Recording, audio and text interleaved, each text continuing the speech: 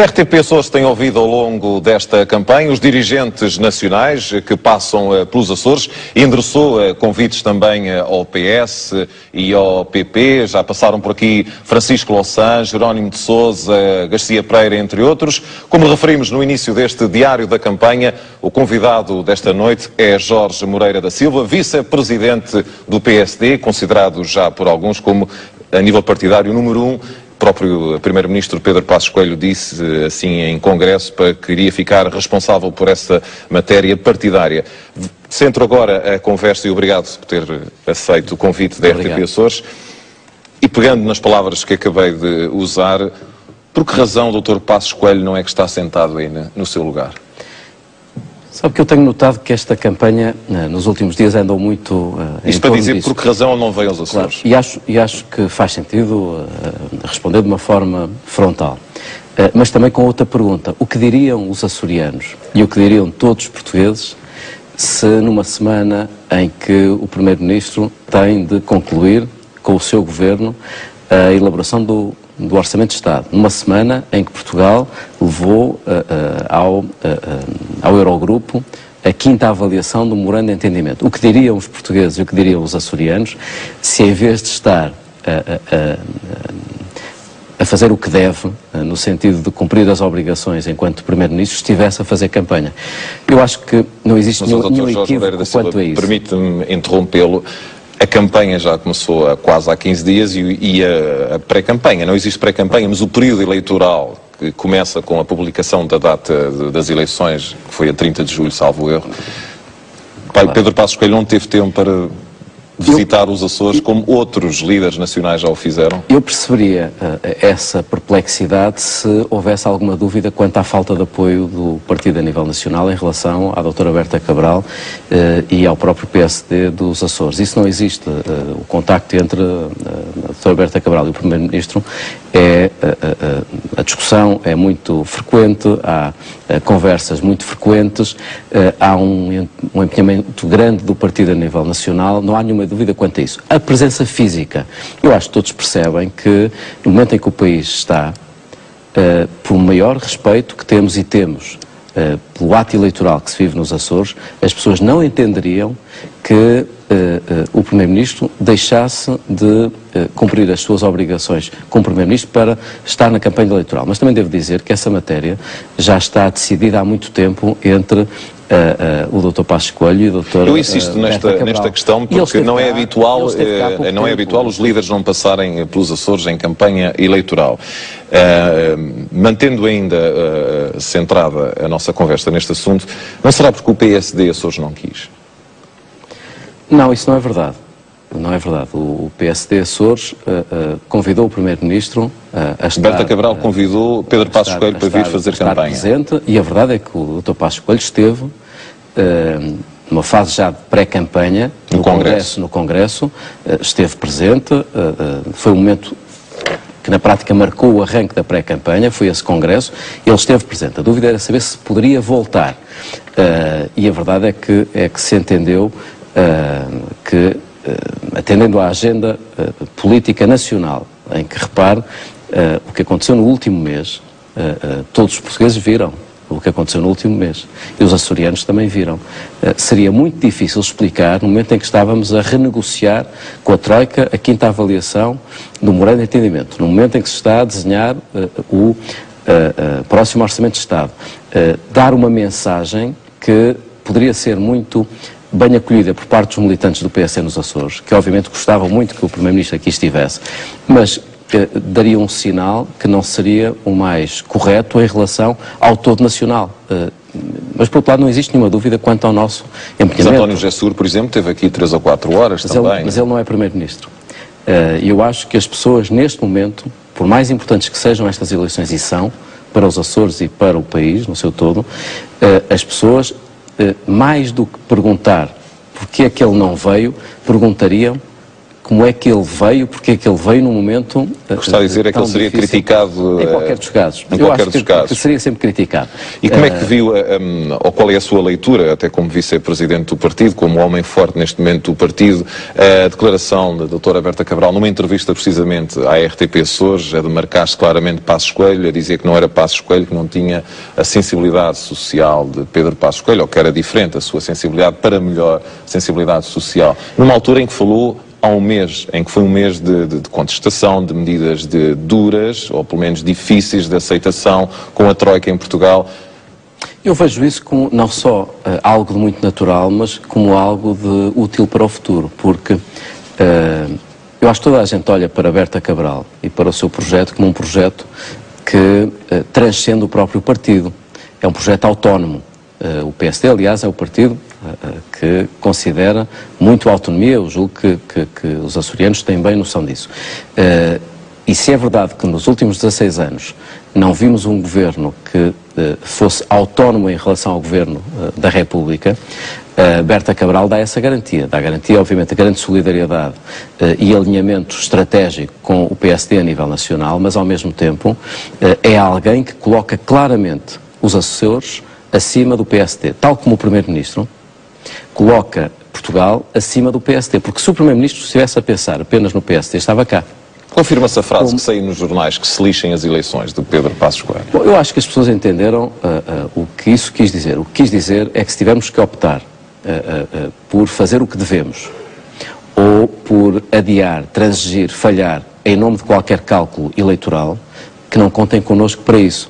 Mas o PSD não quer deixar de lutar por qualquer eleição, que ninguém confunda isso. O Dr. Passos Coelho disse isso também, que nós queremos vencer as eleições regionais, queremos vencer as eleições autárquicas, queremos vencer eleições legislativas, mas não é pela vontade de vencer por vencer que deixaremos de fazer aquilo que devemos. Eu costumo dizer, e julgo que isso se aplica aqui nas eleições nos Açores, que no momento crítico em que vivemos, que se aplica ao todo nacional, mas também à região, que nós vamos ter todos que responder a uma pergunta que é de sabermos se estivemos ou não à altura das nossas responsabilidades no momento histórico que vivemos. E essa pergunta é uma pergunta tremendamente difícil de responder se estivermos com qualquer calculismo eleitoral.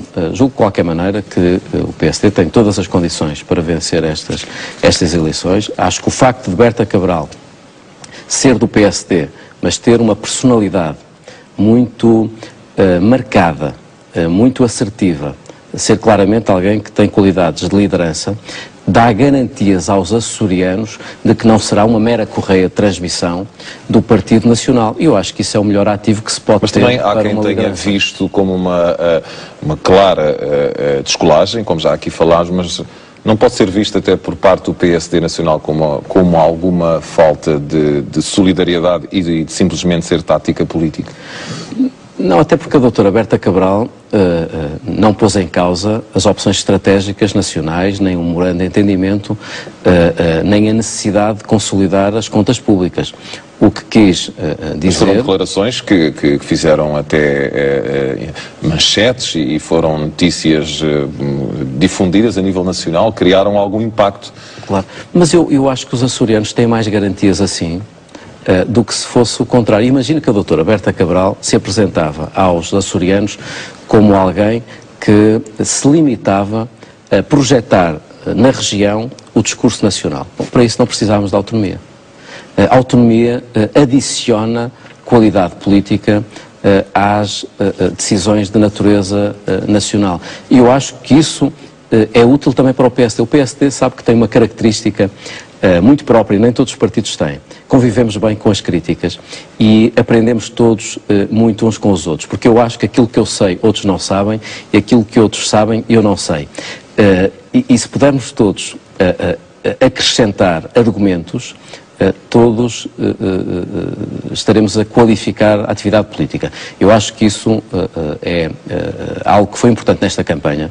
Se há ilação que se pode tirar nesta campanha, é que há aqui uma escolha muito entre os últimos 16 anos e um projeto de mudança, sendo que esse projeto de mudança oferece garantias de autonomia, naturalmente solidariedade e proximidade com o poder político nacional, somos do mesmo partido. Mas isso leva àquela questão que muitos açorianos colocam e que os outros candidatos têm dito, que é a questão das medidas de austeridade e essa associação ao Governo da República. Entende que, eventualmente, as medidas e a necessidade que Portugal teve de tomar essas medidas de austeridade, também a justiça seja feita nesse campo, tendo em conta a situação financeira que chegámos, não possa, eventualmente, prejudicar o resultado eleitoral de domingo? Só se as pessoas não estiverem muito atentas ao que se passa, porque o normal, se estivéssemos nessa lógica de penalização, o normal seria penalizar os autores do déficit e não aqueles que estão a reduzir o déficit. O normal seria penalizar aqueles que foram responsáveis pelo endividamento e não aqueles que estão a travar o endividamento. O normal seria penalizar aqueles que deram origem ao desemprego e não aqueles que querem combatê-lo. E, portanto, eu julgo que é de todo, é muito precipitado tentar identificar nas medidas de austeridade que o Governo aplicou uma razão para uma penalização da candidatura de Berta Cabral. Muito pelo contrário, repare, o que aconteceu no continente, o que aconteceu no todo nacional, é algo comparável com a situação regional.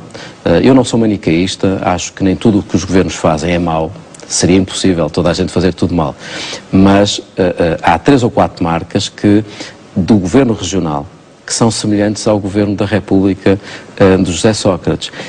E essas marcas, seja o endividamento, a circunstância de ter sido necessário resgatar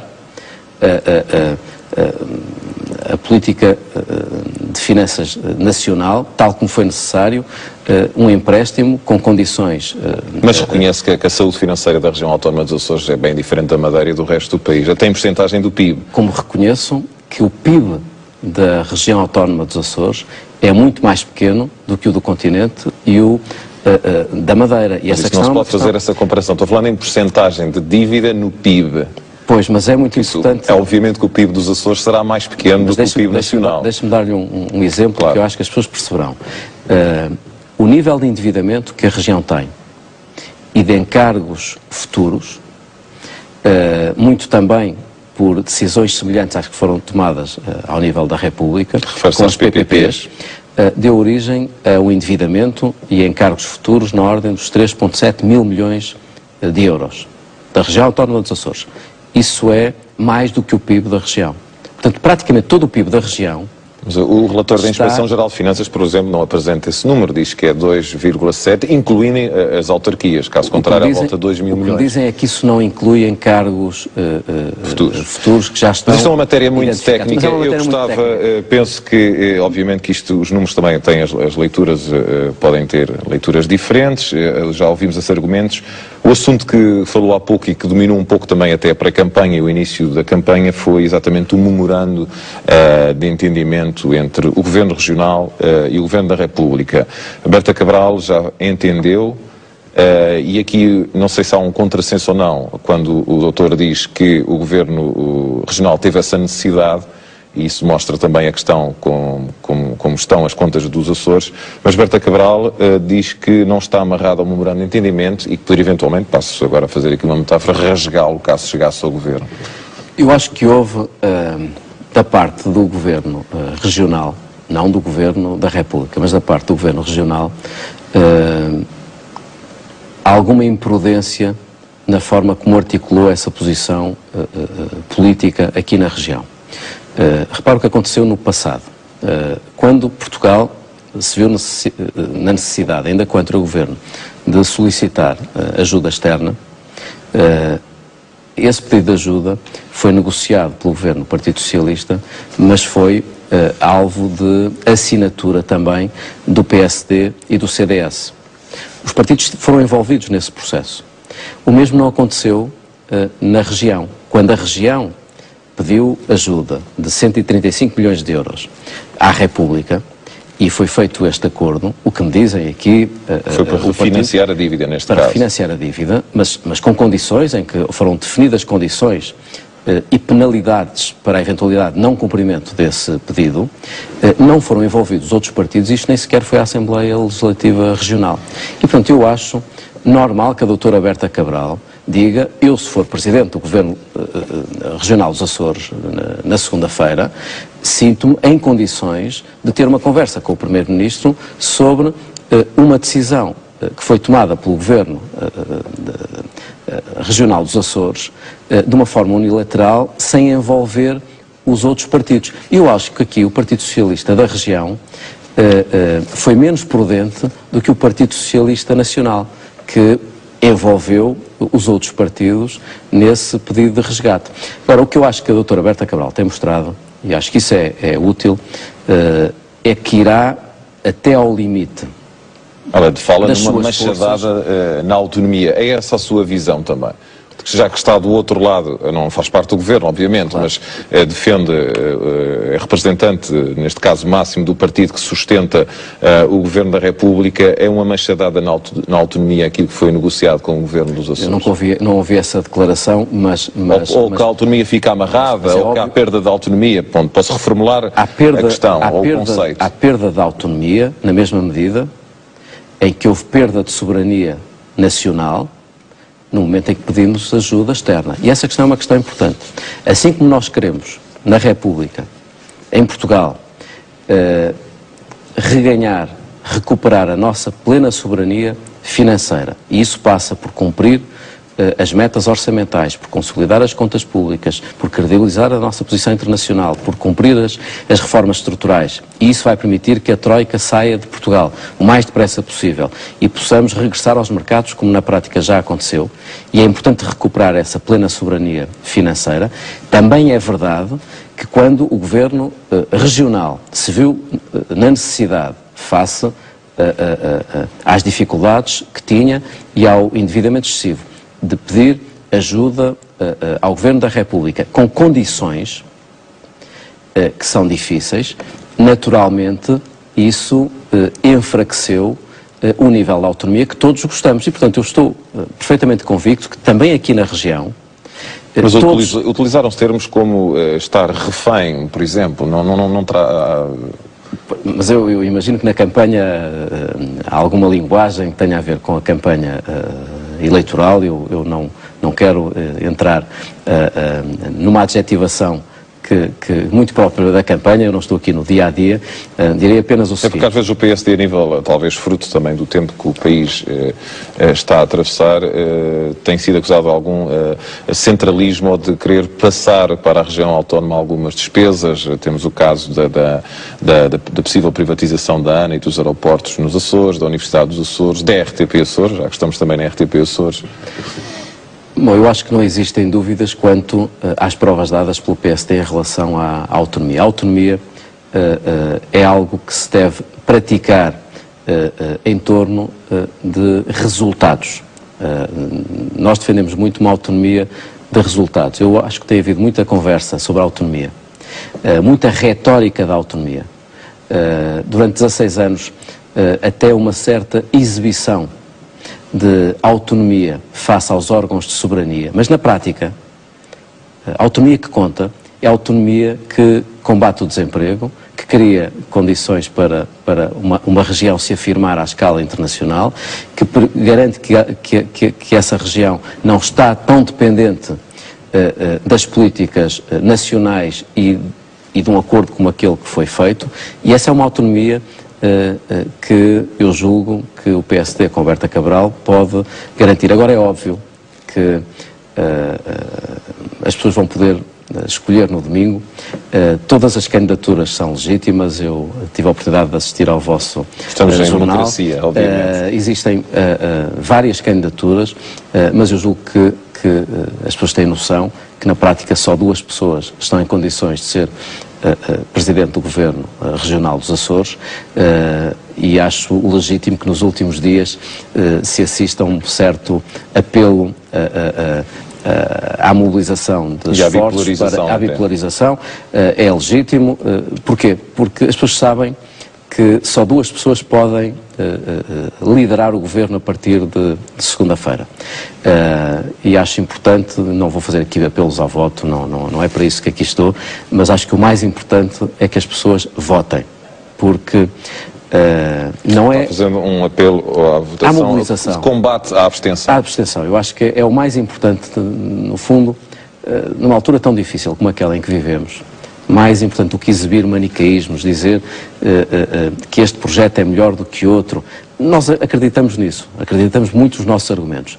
Mas nesta fase em que vivemos, as pessoas não têm argumento para ficar em casa. Ninguém deve deixar que outros escolham por si, porque este é um momento importante para Portugal e para a região. Fica essa mensagem de apelo para que as pessoas possam ou que vão votar no próximo domingo, dia 14. Dr. Jorge Moreira da Silva, muito obrigado por ter estado no Diário da Campanha da RTP Açores.